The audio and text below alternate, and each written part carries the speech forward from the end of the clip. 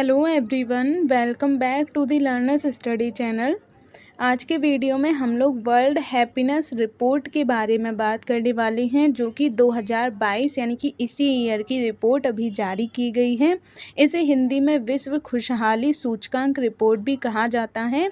आज के वीडियो में मैं आप लोगों को इसके बारे में पूरी डिटेल में बताऊंगी, लेकिन इसके पहले अगर आप लोग मेरे वीडियो पर नए हैं तो प्लीज़ मेरे चैनल को सब्सक्राइब कीजिएगा, जिससे कि करंट से जुड़े इसी तरीके के और भी वीडियो आप लोगों को मिलते रहें। इसके अलावा अगर आप लोग हिस्ट्री से भी जुड़े वीडियोस देखना चाहते हैं तो मेरे चैनल पर आप लोगों को एंसेंट और मिडाइवल हिस्ट्री, इसके अलावा आर्ट एंड कल्चर के भी वीडियोस देखने को मिल जाते हैं। उनका लिंक आप लोगों को डिस्क्रिप्शन बॉक्स में मिल जाएगा, आप लोग वहाँ से जाकर देख सकते हैं। चलिए अब हम लोग आज के वीडियो को शुरू कर लेते हैं।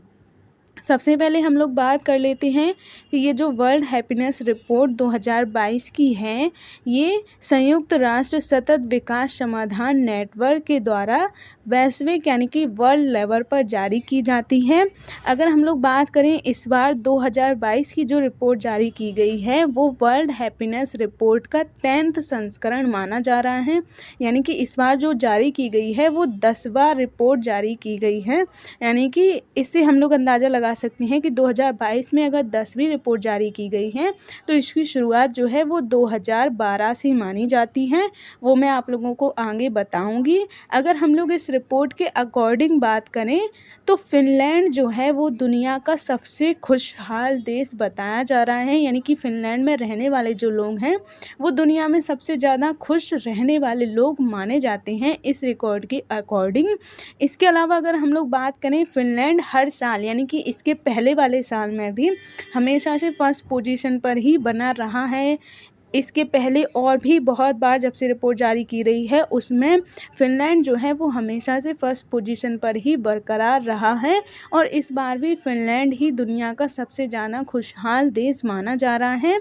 इसे आप लोग इस रिपोर्ट में देख सकते हैं। यहाँ पर और भी कंट्रीज़ के नाम बताए गए हैं जो विश्व में सबसे खुशहाल कंट्रीज़ मानी जा रही हैं। इनमें पहले नंबर पर फिनलैंड है, दूसरे पर डेनमार्क है, तीसरे पर आइसलैंड है, चौथे पर स्विट्ज़रलैंड है और पाँचवें पर नीदरलैंड है। इसके बाद अगर हम लोग इंडिया के बारे में बात करें तो इंडिया की पोजीशन 136 बताई जा रही है। इंडिया के जो नेबर कंट्रीज़ हैं उनके बारे में अगर हम लोग बात करें तो नेपाल जो है उसकी 84 है, बांग्लादेश की 94 है, पाकिस्तान की 121 है और श्रीलंका की 127 है। यानी कि इन नेबरिंग कंट्रीज़ के अकॉर्डिंग अगर हम लोग इंडिया के बारे में बात करें तो उसकी पोजीशन और ही ज़्यादा ख़राब बताई जा रही है। इंडिया की जो रैंक है वो 136 आउट ऑफ 146 कंट्रीज़ बताई जा रही हैं। यानी कि 146 कंट्रीज़ में जो सबसे ज़्यादा दुखी रहने वाली कंट्री जो है वो अफ़गानिस्तान को बताया गया है। इसीलिए अफ़गानिस्तान की जो रैंक है वो 146 बताई जा रही है। यानी कि इस बार की जो रैंकिंग जारी की गई है वो टोटल 146 कंट्रीज़ के ऊपर जारी की गई है। इनमें फिनलैंड सबसे फर्स्ट रैंक पर आया है, इसीलिए वो सबसे ज़्यादा खुशहाल देश बताया जा रहा है। और अफ़गानिस्तान की रैंक 146 है, यानी कि अफ़गानिस्तान सबसे ज़्यादा दुखी देश बताया जा रहा है। इसके पहले वाले साल यानी कि 2020 और 21 की बारे में बात करें उसमें भी अफ़गानिस्तान ही सबसे लास्ट पोजीशन पर रहा था। अब हम लोग आगे बात कर लेते हैं। इन्हें आप लोग मैप पर भी देख सकते हैं। ये दुनिया की टॉप 10 कंट्रीज़ हैं जो सबसे खुशहाल कंट्रीज़ बताई जा रही हैं। इनमें ज़्यादातर जो कंट्रीज़ हैं वो आप लोग यूरोप की देख सकते हैं। इसके अलावा कनाडा यहाँ पर है जो 9th पोजीशन पर है। तो इस तरीके से आप इन्हें मैप में भी देख सकते हैं। ये न्यूजीलैंड है, ये 8th पोजीशन पर है। तो इस तरीके से आप लोग देख सकते हैं। यहाँ पर मैंने आप लोगों को टॉप 5 कंट्रीज़ बताई थी, लेकिन यहाँ पर टॉप 10 कंट्रीज़ के नाम दिए गए हैं, तो उन्हें भी आप देख सकते हैं। यानी कि 6 नंबर पर स्विट्ज़रलैंड है, फिर स्वीडन है, फिर न्यूजीलैंड है, फिर कनाडा और 10th नंबर पर ऑस्ट्रिया है। अब हम लोग नेक्स्ट बात कर लेते हैं इंडिया के बारे में। तो इस रिपोर्ट के अकॉर्डिंग इंडिया जो है वो एक खुशहाल देश नहीं है। अगर हम लोग इसके पहले से बात करें तो इंडिया की जो पोजीशन है वो आप देख सकते हैं। यानी कि ये जो रिपोर्ट है वो 2012 से जारी की जाती है और यहाँ पर इंडिया की 2013 से रैंकिंग दिखाई जा रही हैं। 2013 में 111 रैंकिंग थी, उसके बाद फिर 2015 में 117, फिर 16 में 118, 17 में 122 और फिर 18 में 123, 19 में 140 थी और फिर 20 में और भी ख़राब हो गई यानी कि 144। यानी कि यहाँ तक इंडिया की जो रैंकिंग है वो ख़राब ही होती जा रही थी। हालांकि 2021 में थोड़ी सी अच्छी हुई थी, 144 से 139, और अभी हम कह सकते हैं 2022 में इंडिया की जो रैंक है वो 136 आई है। तो इससे हम लोग कह सकते हैं कि हाँ, थोड़ा सा सुधार हो रहा है, लेकिन फिर भी 146 कंट्रीज़ में से 136 रैंक आना वो भी मतलब सबसे बुरे देशों में माना जा रहा है, जहाँ पर बहुत ज़्यादा दुखी लोग देखने को मिलते हैं। तो उस हिसाब से इंडिया की ये रैंकिंग बहुत ही ख़राब बताई जा रही है उनकी नेबोरिंग कंट्रीज़ के कंपेयर में अगर देखा जाए तो। अब हम लोग नेक्स्ट बात कर लेते हैं। इस रिपोर्ट के अकॉर्डिंग अफ़गानिस्तान दुनिया का सबसे ज़्यादा दुखी देश बताया गया है। अफ़गानिस्तान के अलावा यानी कि अफ़गानिस्तान से पहले और कौन कौन से देश हैं जो दुखी देशों की लिस्ट में आए हैं, तो वो हैं लेबनान, उसके बाद जिम्बाब्वे, फिर रवांडा और फिर बोत्सवाना। यानी कि ये अफ़गानिस्तान से इनकी पहली की रैंकिंग कह सकते हैं। यानी कि अफ़गानिस्तान की 146 है, तो लेबनान की 145, फिर जिम्बाब्वे की 144। उसी अकॉर्डिंग ये आप लोग देख सकते हैं। तो ये देश जो हैं वो दुनिया के सबसे ज़्यादा दुखी देश बताए जा रहे हैं। अब हम लोग नेक्स्ट बात करें, अगर ये जो रिपोर्ट है वो मैंने अभी आप लोगों को बताया संयुक्त राष्ट्र सतत विकास समाधान नेटवर्क के द्वारा जारी की जाती हैं। इसे 2012 में बनाया गया था और तभी से ये वर्ल्ड हैप्पीनेस रिपोर्ट जारी करता है।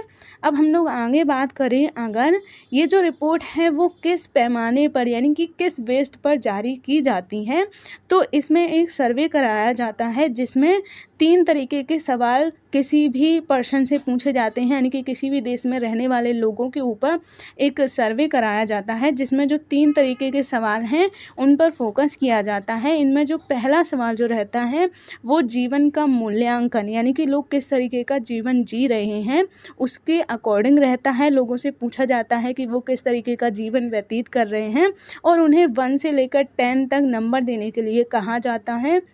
फिर जो दूसरा क्वेश्चन जो रहता है या फिर जो दूसरा आधार जो रहता है वो पॉजिटिव इमोशन को लेकर रहता है। यानी कि इसमें लोगों से पूछा जाता है कि जब वो हैप्पी होते हैं यानी कि जब वो खुशी होते हैं उस टाइम वो कैसा फील करते हैं।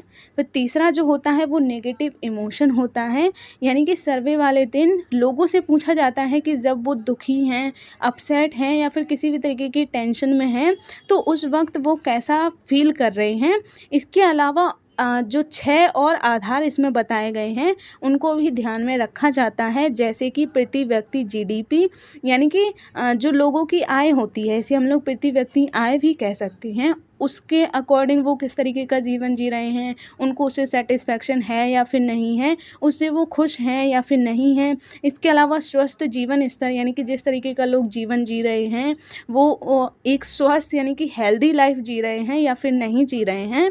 इसके अलावा सामाजिक सुरक्षा, यानी कि उनको जहाँ पर भी वो रह रहे हैं तो उनको किस तरीके की सिक्योरिटी है, वो उस सिक्योरिटी से संतुष्ट हैं या फिर नहीं हैं। इसके अलावा चुनने की आज़ादी, यानी किसी भी चीज़ को सिलेक्ट करने की, चूज़ करने की उनके पास कितनी फ्रीडम है, इसको भी देखा जाता है। इसके अलावा उदारता, उसको भी देखा जाता है। इसके अलावा भ्रष्टाचार की धारणा, यानी कि भ्रष्टाचार लोग कब करेंगे, जब वो दुखी होंगे, उनके पास कोई सॉल्यूशन नहीं होगा, वो सिक्योर फील नहीं करेंगे, उसी टाइम तो ये भ्रष्टाचार जैसी धारणाएं भी उनके मन में आती हैं ना। तो ये भी और आधार हैं जिनके बेस पर ये जो रिपोर्ट है वो जारी की जाती हैं। अब हम लोग अगर नेक्स्ट बात करें, हर साल 20 मार्च को वर्ल्ड हैप्पीनेस डे भी इंटरनेशनल या फिर वर्ल्ड, ऐसे हम लोग हैप्पीनेस डे भी कह सकते हैं, वो मनाया जाता है। और इसकी शुरुआत जो है वो 2013 से हुई थी। यानी कि ये जो मैंने अभी बताया SDSN है वो 2012 में बनाया गया था और तब से ही वो ये रिपोर्ट जारी करता है। तो वो बनाया गया था 12 जुलाई 2012 को, लेकिन उसने जो अपनी पहली रिपोर्ट है वो 2013 से पब्लिश करना शुरू की थी। और 13 में भी सबसे पहले जो की थी वो 20 मार्च 2013 को की थी। इसीलिए हर साल 20 मार्च को वर्ल्ड हैप्पीनेस डे भी सेलिब्रेट किया जाता है और इसी के अकॉर्डिंग ये जो रिपोर्ट है वो हर साल जारी की जाती हैं। अगर हम लोग बात करें भूटान जो है, भूटान जो कंट्री है उसने सबसे पहले जो हैप्पीनेस है उस पर फोकस किया था। यानी कि जब ज़्यादातर जो डेवलप्ड कंट्रीज़ थी वो अपनी आय पर यानी कि जीडीपी पर या फिर अपनी इकोनॉमिक एक्टिविटीज़ पर फोकस कर रही थी, उस टाइम भूटान जो है उसने हैप्पीनेस जैसी चीज़ों पर भी ध्यान देना शुरू किया और सबसे पहले भूटान ने ही हैप्पीनेस का जो विचार है, हैप्पीनेस का जो कॉन्सेप्ट है वो लोगों के सामने लेकर आया था। तो इस तरीके से हम लोग कह सकते हैं कि उसी टाइम से फिर हैप्पीनेस के बारे में दूसरी कंट्रियों ने भी सोचना शुरू किया और उसके बाद फिर इस तरीके की चीज़ें निकल कर आईं। अब अगर हम लोग नेक्स्ट बात करें सस्टेनेबल डेवलपमेंट गोल के बारे में, तो सस्टेनेबल डेवलपमेंट गोल का जो तीसरा गोल है ये गुड हेल्थ और वेल बीइंग के बारे में बात करता है। यानी कि अगर खुशी के बारे में बात करें तो वो सस्टेनेबल डेवलपमेंट गोल 3 के अंतर्गत देखी जाती हैं। इसमें अगर हम लोग थोड़ा और डिटेल में बात करें तो वेल बीइंग यानी कि सस्टेनेबल डेवलपमेंट गोल जो 3 है उसके अंतर्गत और क्या क्या चीज़ें देखी जाती हैं। उसके अंतर्गत हेल्थ देखी जाती हैं, रिलेशनशिप्स देखे जाते हैं, सिक्योरिटी देखी जाती है, पर्पस देखा जाता है और कम्युनिटी यानी कि लोगों का जो समूह है, लोग किस तरीके से रह रहे हैं, उनकी हेल्थ कैसी है, इसके अलावा आसपास का एनवायरनमेंट कैसा है। तो ये कुछ फैक्टर हैं जिनको देखकर ये जो रिपोर्ट है वो पब्लिश की जाती है। इन सारे रिपोर्ट को देखकर ही जो हैप्पीनेस है वो उसको लोगों के सामने जारी किया जाता है। तो इस तरीके से आज के वीडियो को हम बस इतना ही रखते हैं। आज मैंने आप लोगों को वर्ल्ड हैप्पीनेस रिपोर्ट के बारे में डिटेल में बता दिया है। आई होप आप लोगों को वीडियो पसंद आया हो। अगर पसंद आया हो तो प्लीज़ लाइक कीजिएगा और मेरे चैनल को सब्सक्राइब कीजिएगा। मिलेंगे अब हम नेक्स्ट वीडियो में, तब तक के लिए जय हिंद।